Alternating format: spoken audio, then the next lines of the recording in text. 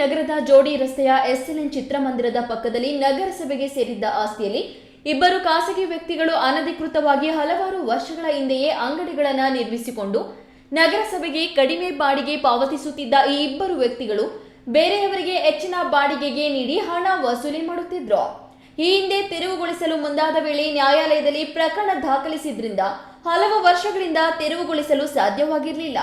ನ್ಯಾಯಾಲಯಕ್ಕೆ ಸೂಕ್ತ ದಾಖಲೆಗಳನ್ನು ಒದಗಿಸಿ ನಗರಸಭೆ ವತಿಯಿಂದ ವಾದ ಮಂಡಿಸಿದ್ದು ನ್ಯಾಯಾಲಯ ಅಂತಿಮವಾಗಿ ನಗರಸಭೆಯ ಪರ ತೀರ್ಪು ನೀಡಿದೆ.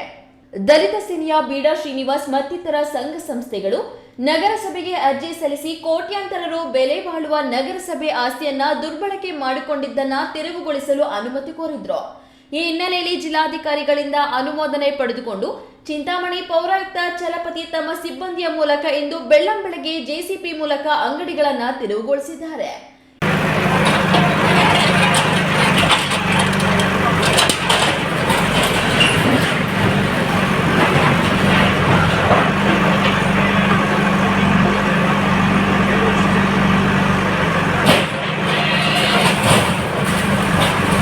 ಈ ನ್ಯೂಸ್ ಬ್ಯೂರೋ ಚಿಕ್ಕಬಳ್ಳಾಪುರ.